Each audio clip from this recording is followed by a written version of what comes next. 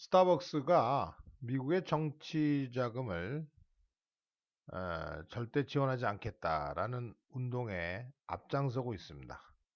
스타벅스 Shareholder Proposal, 주주들에 대한 제안이 정치적 기부를 금지할 수 있다는 것입니다. 자, 왜 그런지 또는 상황이 어떻게 되는지 한번 보겠습니다. 하워드 슐츠가 CEO죠. 그 사람이 2년 전 정치적 마당으로 뛰어들었어요. jumped into.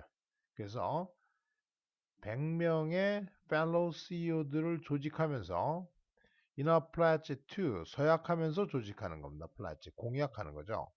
forswear, 그만두겠다는 거예요. 선거 기부를요. 워싱턴이 국가의 부채를 고치는, 즉 연방정부죠. 연방정부가 국가의 부채를 고칠 수 있는 계획을 가지고 나올 때까지 정치 기부 행위를 하지 않겠다. 자, 이제 스타벅스의 인베스터, 투자가는 한 투자가가 슐츠한테 한 걸음 더 나아가도록 원합니다. 이 세계에서 가장 큰 커피 체인점이 못하도록 정치적 기부 행위를 못하거나, 이때는 연방정부 캠페인 컨트리뷰션이고요. 선거 기부행위고 정치적 기부행위까지 포함되는 거예요. 또는 한 정당의 액션 커미티, 행동위원회 같은 걸 구성하지 못하도록 제안을 했죠. 시애틀에 본부가 있는 이 스타벅스의 주주들은 3월 20일 애뉴얼 미팅에서 표를 던질 겁니다. 존 해링턴 씨가 던진 제안에 대해서 그는 800주를 가지고 있습니다. 뭐냐면은 정책을 채택하자는 제안이에요.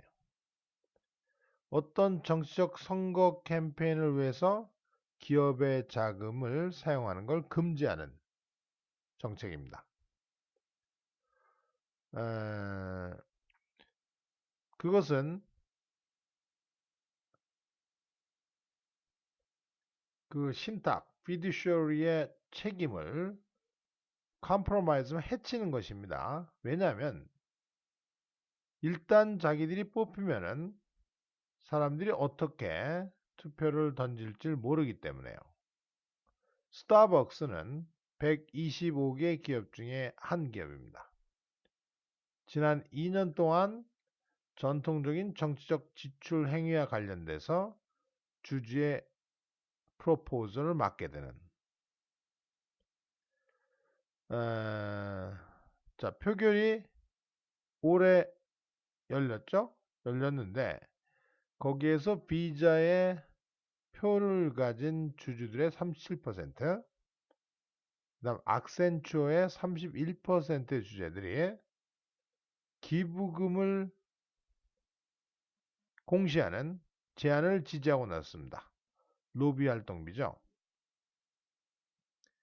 양측 회사에서 제출된 서류에 따르면 그렇다는 겁니다.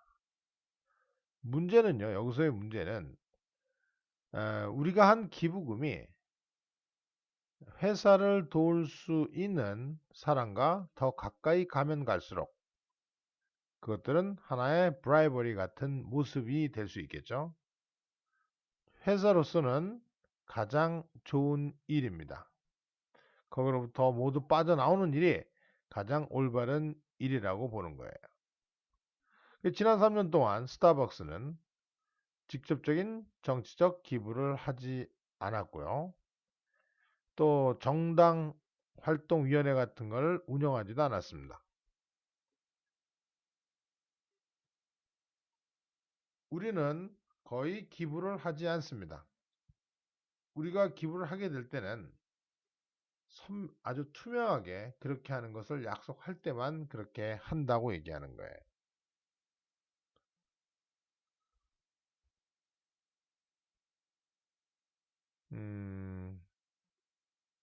델라웨어의 그 델라웨어 교수 엘스는요, 스타벅스의 접근 방식에 대해서 찬조하고 나섭니다. Let's say someone decides to outlaw caffeine. 자, 누군가가 카페인을 불법화하겠다라고 결정한다고 생각해 봅시다.